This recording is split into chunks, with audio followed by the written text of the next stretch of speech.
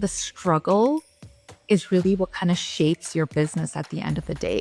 If you're not failing, you're not improving. If you're not failing, you're not growing. The biggest lesson that me as a business owner have learned is that consistency beats everything else. It beats talent. It beats hard work. It beats everything. Welcome to the DesignRush podcast. I'm your host, Kia Johnson. On today's episode of the DesignRush podcast, we're joined by Maria Malik, CEO and founder of Sincerely Maria, a platform helping leaders and founders transform how they speak, connect, and lead. Maria built a six-figure personal brand on LinkedIn as an introvert and now works with C-level executives and creators to overcome fear, communicate with clarity, and scale their voice alongside their business. In this conversation, Maria reveals how to lead through speaking, even when it feels unnatural, why emotional intelligence gives you a competitive edge, and how consistency, not talent, is what drives visibility, trust, and growth. Watch the full episode on YouTube or listen on Spotify, Apple, and all major platforms. Don't forget to subscribe. New episodes drop weekly. Maria, you've helped countless professionals step into leadership with confidence. So if you were to look back, what would you say has been the most defining achievement in your career? One that actually truly shaped your mission? Yes, I think it was when I first started. Obviously, just like any business, there's so much uncertainty. There's so much imposter syndrome. So I think when I finally helped my first 100 clients, I was like, wow, I actually know what I'm doing because they're seeing such good results. So I think that was more of a personal growth for me after getting that experience, knowing that, okay, I'm onto something here. So what I believed in, there's actually kind of a result to it. So I think that was my biggest defining moment. I think it just gave me so much confidence. It gave me that momentum to kind of keep going and say, okay, if I could help 100 people, I can help another 100, another 1,000. So that was kind of that defining moment for me that, okay, I'm onto something here and I can make this bigger than what I had initially envisioned. Yeah. So, this defining moment then obviously reshaped your approach to leadership and to communication, and then also influenced your strategy then for helping others scale. So that's really great. So then what would you say is one achievement that surprised you the most? How did you turn that success into a repeatable framework for others, would you say? Yeah, absolutely. I think one of the biggest achievements for me that's measurable is I'm an introvert. And for me, being on LinkedIn, being able to grow such a big audience, I got up to 100,000 followers in 5 months. And I feel like for an introvert, that's insane because, extroverts are out there, they speak up. They're so out there. But for an introvert to be able to do that, I felt like this was such a big achievement and such a great example for what other introverts are able to do, especially introverted leaders. So I think that was also a very big defining moment for me that, hey, if I can do it, I can help other people do it as well. So then if you could relive one key turning point in your journey, what lesson would you want leaders to take away from it? I'm going to be honest. I think that the struggle is really what kind of shapes your business at the end of the day. If it was so easy and you just tried and you got it, you're not learning anything on the way. If you're not failing, you're not improving. If you're not failing, you're not growing. If you're not failing, you're never going to be able to create the type of business that you want of your dreams. So I think learn to embrace the failure. Think of it as just another problem that needs to be solved and just keep pushing forward. So I think that's kind of the biggest one for me. What would you say are the challenges that executive leaders face when they're stepping into higher levels of influence and also higher levels of authority during scaling? I think a lot of them have this fear of, am I going to be good enough? Am I going to be taken serious enough? So I think that's why investing in your soft skills, I'm such a big promoter for public speaking. That's why I teach public speaking as a huge part of my program. Being able to speak confidently and articulate your thoughts, it's going to go such a long way. So I feel like if you get to that role, if you're not confident speaking to people, building relationships through communication, public speaking, that's one thing you should really invest in. Take out that time, invest in a coach, take a program, whatever works for you. I think take that time to invest in yourself and everything else will just become so much easier. And that is kind of what I'm seeing because I work with a lot of people, a lot of clients who have just gotten that role and they're like, how do I solidify this? How do I make sure I'm successful with this? So I think that's one thing I highly, highly recommend everyone to invest in. If you were to look at how leaders can ensure that their communication skills then evolve as their team and their business grow, what would you then say to that? I'm curious. I think as they're growing, first of all, there's always room for improvement, right? So you should always, year by year, be investing in yourself. I have an allocated amount every year that I'm like, okay, this is for my personal and my professional development. So even if you feel like you're at a point where, you know what, I've invested in this, I'm doing good, there's still some room to learn something new, right? So I feel like having that, like you said, that revolving door is so important because each year, like, things change so much. Now we have AI. So it's like, okay, how do you communicate now with even AI? That's something you need to learn as well. So I think because things change so fast and there's so much going on, people evolve, things evolve, businesses evolve. So I think allocating like a certain amount to your continuous professional growth is kind of the best way about it. Never feel like, okay, I've learned everything. There's nothing new I need to learn, or I'm getting too old, or I'm at that place now where I know everything. Never have that mindset. Instead, have the mindset of, okay, what can I learn this year that's going to help me take me to the next level as well as my team.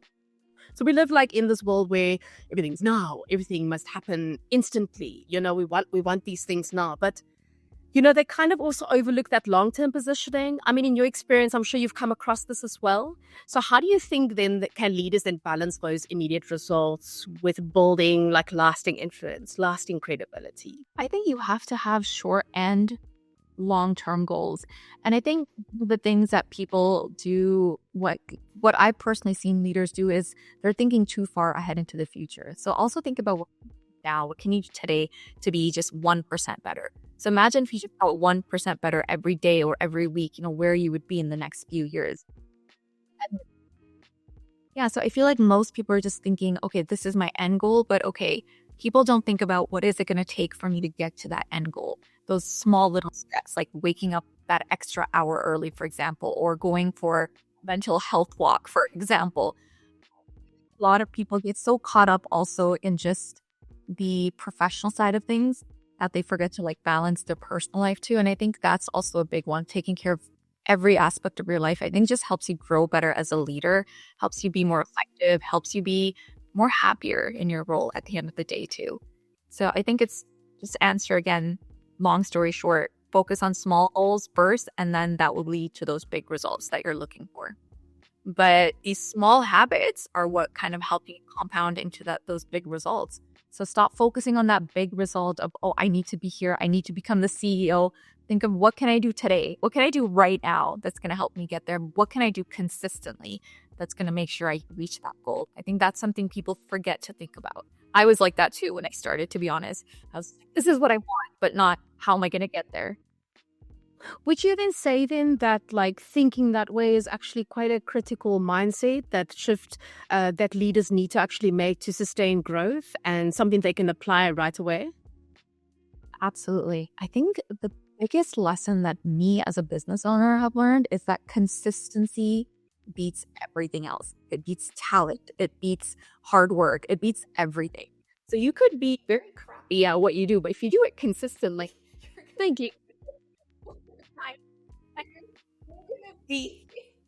you're still going to meet the person that's so talented, but is not consistent. I promise you.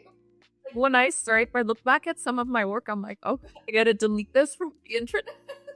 Oh my gosh. I was so bad when I started. But if I didn't get better, again, that 1%, my ears are watering now too. But I was crappy. I'm going to be honest. I was so bad. I didn't know what the hell I was doing. But now 5 years later, I have this thriving business and I look back and I'm like, if I did start at my zero, I would have never made it here. You've worked with executive leaders navigating high growth phases.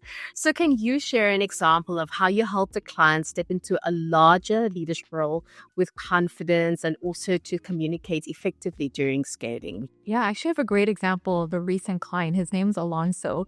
So he's the CFO of a major company. He came to me because 1, he's an introvert, 2, he didn't like public speaking, and 3, he was like, I don't know if they're going to keep me in this role if I keep, staying away from networking events and stuff. So when I first met him, he was doing all of his presentations online. He was when he used to speak, it was almost like he was reading from a script. So he would type everything out. read it. Imagine a whole hour of just reading a script, how boring of a presentation that was. So he saw my content, he reached out to me, we started working together. And then I taught him to, first of all, ditch the script. I'm like, how are you building any connection with your audience if you're reading from a script, right? So that was the first thing we did. I taught him my techniques, body language, tonality, how to really connect with an audience, like read your audience, all of that. So his after 3 months of us working together, he finally signed up for a conference, but for CFOs, and he presented in front of almost 1,000 people. So he sent me the video. And if you look at his before and after, it's like a night and day difference.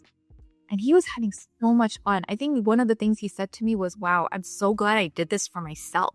It's not even for anyone else. You're like doing it for yourself. Imagine giving a presentation and you're actually enjoying it. And you look back after and you're like, yes, I'm so glad I did this. This was like the best thing ever, right? That's the feeling that I want executives to have, because unfortunately, as an executive, you're going to be pushed into these positions where you have to speak in front of people. And if you shy away from it, then you get left behind, then people don't remember you. So that was kind of the biggest transformation I've seen recently. And just being able to see it with your own eyes, like his before and after is insane. So yeah, it's amazing. That was Alonso, one of my clients right now, that he just gave his presentation. And I was like, wow, I'm so happy for him. Because it's that, again, public speaking doesn't have to be so difficult. And as an executive, you have to be able to do it. So why not enjoy what you do? Where would you say then, Maria, do leaders then often fall short through the experience that you've had, having to coach and obviously take, leaders through these steps? What do you see? I feel like people give up on themselves very easily. And I think that's where they fall short. They think, oh, okay, maybe I just can't do it, or maybe this just isn't for me. I'm a firm believer that anyone can do anything. And especially public speaking, people think it's a talent. It's not. It's a skill. And anyone can really learn it. So I feel like people just give up on themselves too quickly. They give up on their businesses. They give up on their relationships. They give up in general. And again, that's like a psychological thing, right? So I think if you've made a decision to make something work, you make it work no matter what. You find a way. And there is, I promise you, there is a way. You just have to figure it out. You have to pivot, maybe hire the help. If one thing is not working, try something else. And again, it's being persistent, right? If you want it bad enough, you have to be persistent, or you're never going to get anywhere, unfortunately.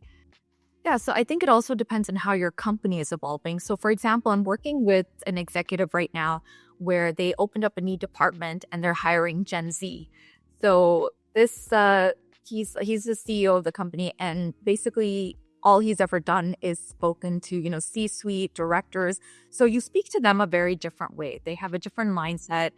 They're older, so their thinking is different. Now he's bringing in Gen Z, and he's like, I'm talking to them and they're like yawning, and it feels like they have no idea what I'm saying.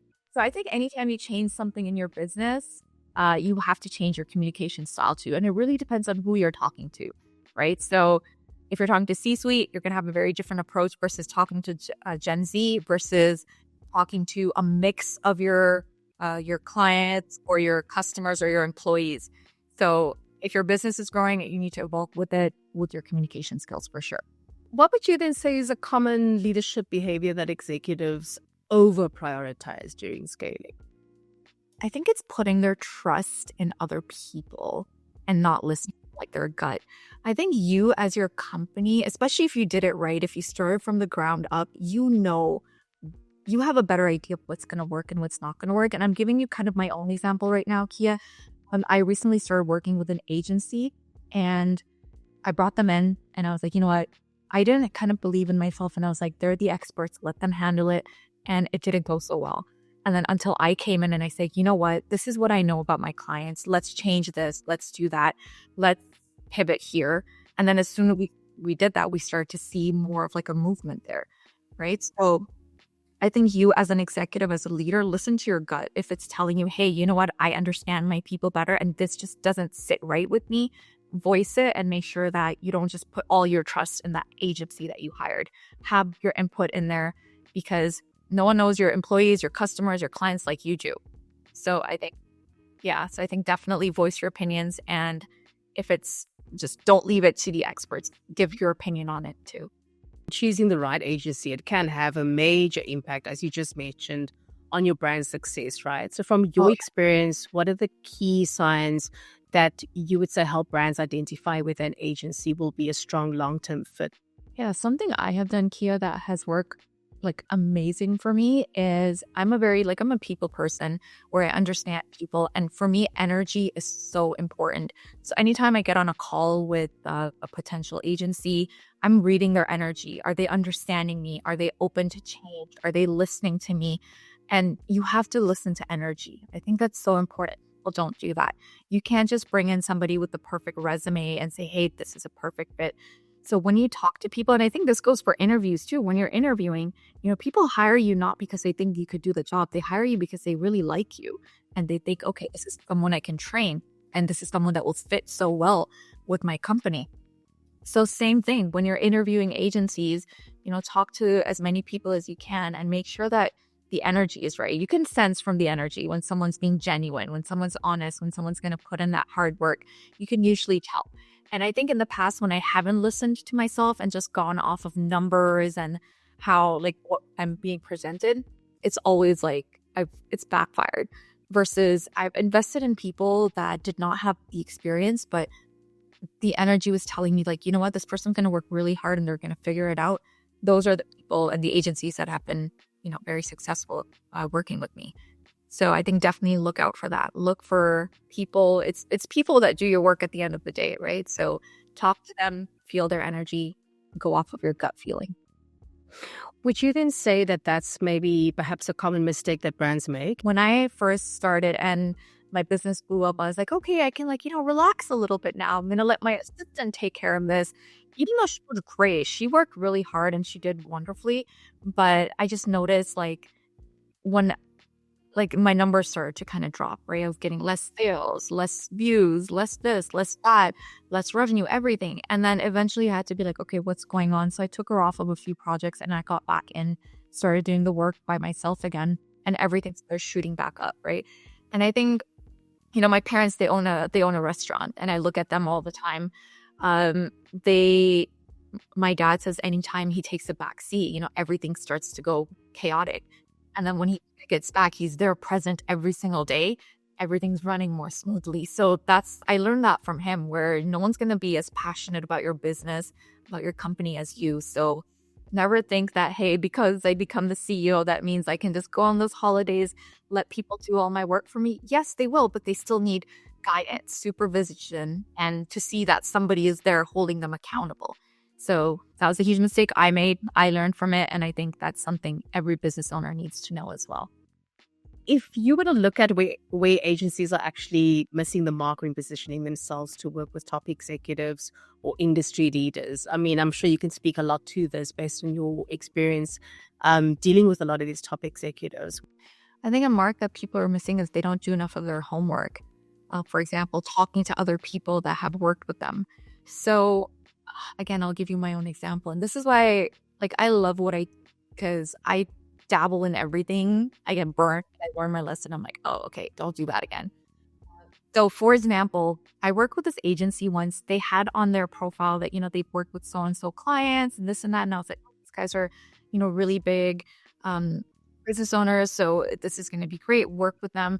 And then I started having some bad experiences and I was like, this is weird. So finally I reached out to one of the clients that they work with. I'm like, hey, I noticed that you work with so-and-so. What was your experience like?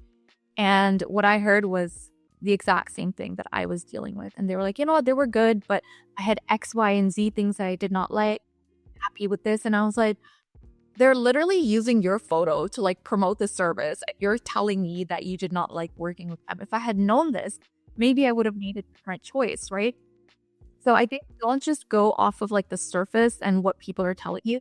Actually talk to people. Again, people tell you so much, right? And of course, nobody's perfect. I'm not saying every agency will be perfect. Maybe they've learned from those mistakes, but it's always to kind of have an idea and know what you're getting yourself into and what to expect. Hey, maybe this part of the project won't go so well. So I need to make sure I'm more clear about my guidelines here.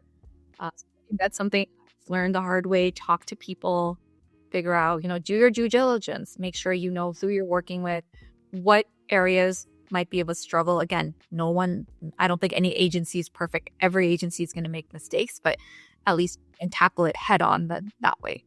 So yeah, that's something that I think is overlooked a lot. Maria, in your experience, what are the biggest trends in business scaling and operational efficiency that executives and agency owners should be aware of right now? Like, how have you personally navigated or leveraged these trends in your own business? Yeah, I mean, I think we already know that everything is moving online, but I think the way people are buying and selling online has changed a lot. So I think the biggest lesson for me and for anyone else out there who's running any agencies or is an executive CEO of a company is that buying patterns are changing a lot. What worked even just 2-3 years ago doesn't work anymore. I think a lot of people have been burned. A lot of people, and this is stuff I hear from my own. For example, like I just launched a community. I had a wait list and I asked people that didn't join, hey, why didn't you join? And they're like, I've been burned too much in the past and I don't know is this really going to work? So talking to your clients really kind of tells you, is this going to work or not? But just recognizing that buying patterns has changed and people need a lot more nurturing and trust building now, which I think is okay. I mean, look at even ourselves, right? Like we'll buy items and then the next time if we're doing something similar and we didn't have a good experience, we'll hesitate. So I think just recognizing that buying patterns have changed, people change, people's behaviors change. Also, for example, like TikTok now, I think has really reduced people's attention span. I can't sit down and watch a YouTube video anymore. I'm like, no, tell me this in 1 minute so I can move on to the next thing, right?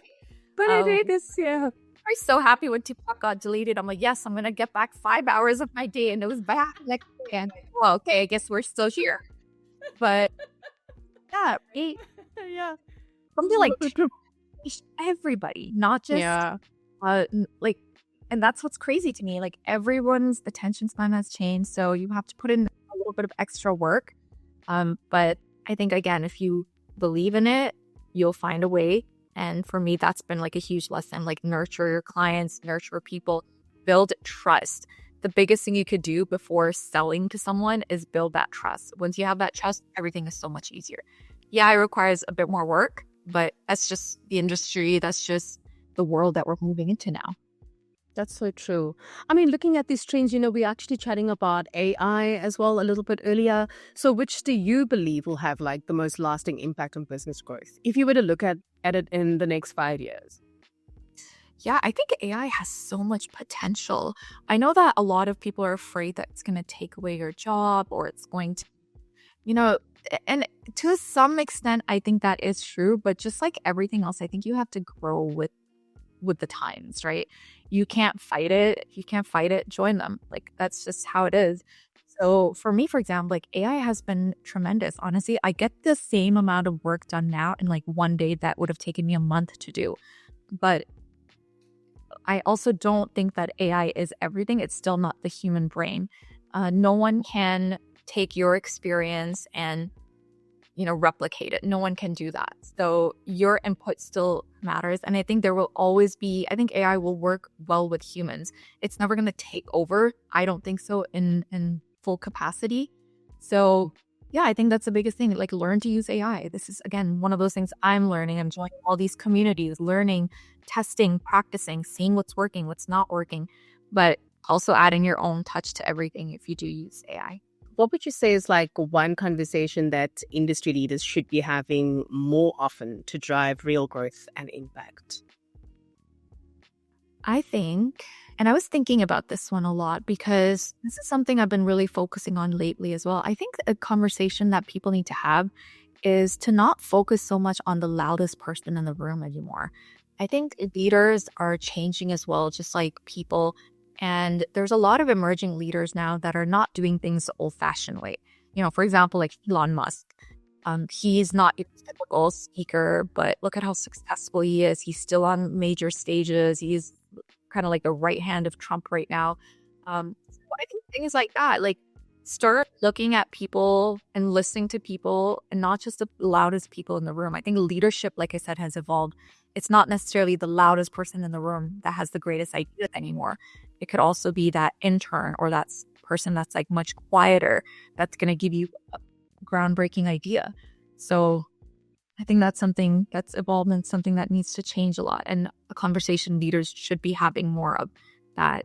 It's not just the flashy, shiny things anymore. It's kind of like that, like dig deeper, see people for who they are and learn to embrace other people. Like it's evolved so much. I think that's kind of what I'm fighting for and trying to change, because I don't know if you know Kia, but 50% of the population is introverts and the other 50% is extroverted. As you go up in the corporate ladder, top executives, there's only 2% of them that are introverts and the rest are extroverts, right? It's because we always favor people that can speak and articulate their thoughts, and kind of overlook the quieter leaders. So I feel like that's something that, and a conversation most people should be having. If you were then to imagine that you could have like a one-on-one with the CEO of a business that's grown like 10x in a short period, who would you choose? And then what key questions would you ask about the decisions that fueled that growth? I think someone I would love to sit down and talk to, a business owner, would definitely be Gary Vee. And because it's for a couple of reasons. I think Gary Vee does something so extraordinary that most leaders don't know how to do. Gary Vee is not your perfect polished speaker. He doesn't show up in a suit and tie. He doesn't use the most professional language. He'll like drop X bombs and like show up in a t-shirt. Sometimes it's wrinkly, but people love him. And because what he does, and this is what I want to ask him, like, how would you do this? He connects on such a deeper level with an audience. He almost makes it seem like, hey, I'm just like you. So I want to know like what his secret is, what kind of tactics he uses, or is it just coming natural? I know there's a huge genuine element to it, but that's the number one question I'd want to ask him. How do you make people fall in love with you for just being yourself? How do you do that? And in a way that it's going to help your business grow so fast. Who for you are the mentors or the industry leaders that have had like the biggest impact on your approach to leadership and communication?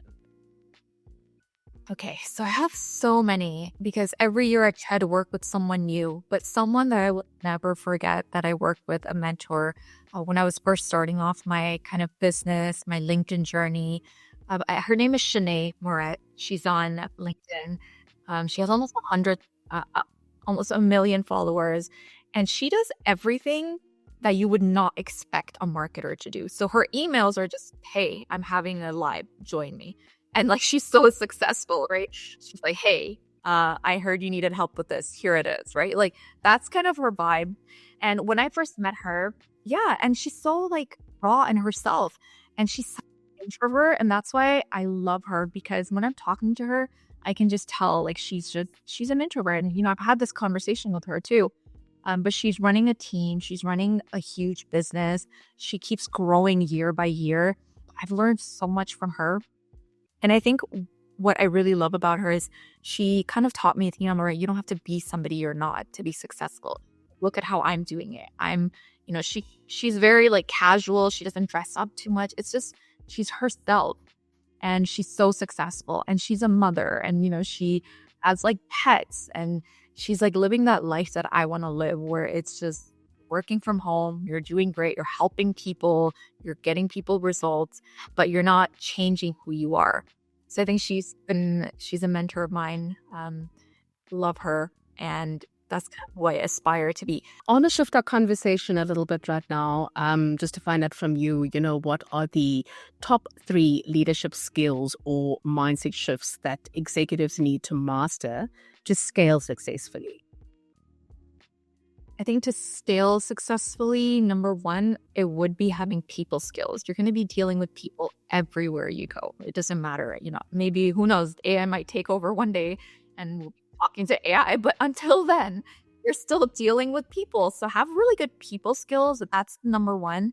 Public speaking, I will forever stand by that, because you're going to be, again, presenting sometimes to one person, sometimes to 1,000. If you can reach more people at the same time, why not? So get better at public speaking, life changing. And it's going to help you with every aspect of your life, not just in business. It's going to help you in your personal life. I have clients that come back and tell me their dating life is better because, they communicate better. Yeah. Some people told me their relationship with their spouse, their wife, their husband has gotten better. So public speaking. And then I think the third one would be emotional intelligence. And I feel like, notice how all of these are like people, like, you know, knowing very about people-centered, Yeah, because you're, again, at the end of the day, if you don't understand your clients, if you don't understand your audience, if you don't understand the agency you're working with, then you're going to have a lot of downfalls. So I think having good people skills in general is really what's going to help you scale your business. So of those three, then, which do you think leaders underestimate the most? And why is it actually very critical for like long-term success? I would say the most underrated one is probably emotional intelligence. Because even if, like, let's say you hire a marketing agency, right, to help you, I think you still have to understand people. You still have to understand your audience. And even, like, for example, when I recently hired a marketing agency, the first thing that they did was they talked to all my previous clients to understand them, right? So they came back and gave me a full record. Hey, this is what people said. And I was like, wow, I had no idea. If I had spent that time talking to my clients and, you know, asking in all these informations, like, I would have been creating better content. I would have had a better program. I would have had this, that. So I think at the end of the day, you just have to have emotional intelligence, understand what people want, what they need, what's working, what's not working. So I think emotional intelligence, huge one. A lot of people, I think leaders focus too much on just being intelligent in their craft, not enough in the emotional aspect of it. Everything at the end of the day is psychology. People make buying behaviors and all that based on emotion. All psychology. So it's good to know. It's good to know. Even if you're going to hire the help, you as a leader should know these things, at least the basics. And just going back to Kia, the mindset shift, I think, like, for me, again, everything does start from the mind, psychology. Like, I'm such a big believer in that. And I know that's why I've been able to be as successful as I am. Your mindset has to be resilient. You have to know that if this doesn't work, okay, that's okay. Let's try this. That doesn't work. Okay, that's okay. So I think you have to get so comfortable with failing. You have to know that, almost like expect it. Like, if this happens, it's okay. Here's my plan B, C, D, E, F, G, you know? So I think that's something mindset wise, like, you can't, if a launch goes bad or if one event doesn't go as planned, people get so caught up on that one thing that it stops them from doing other things, other bigger, greater things. So I think you have to have that mindset shift. Like, you're going to fail and it's okay. You're going to bounce back and do it better next time. I think that's what really makes a real leader at the end of the day.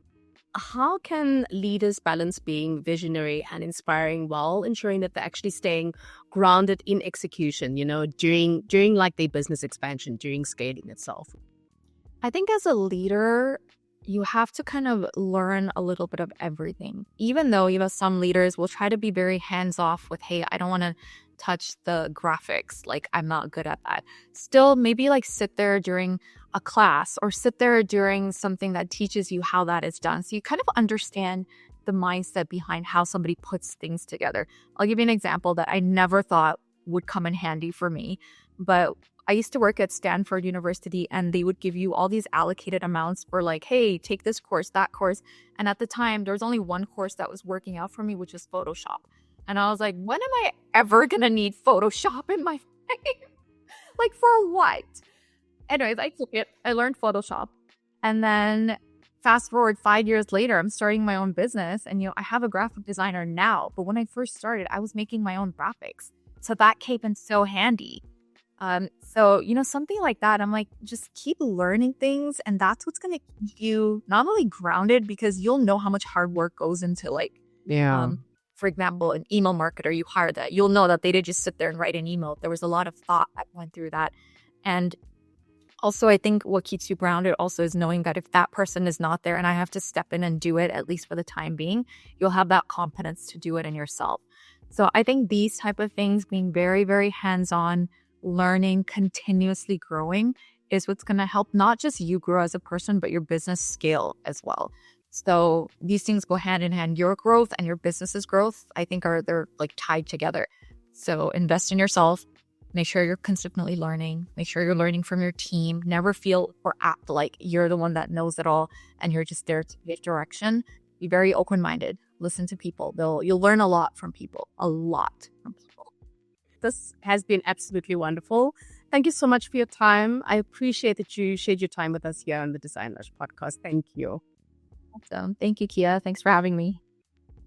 Curious about what top brands look for when choosing an agency? Tune into our latest episodes where we reveal the decision-making secrets of leading brands. Subscribe to the DesignRush podcast and stay ahead of the competition.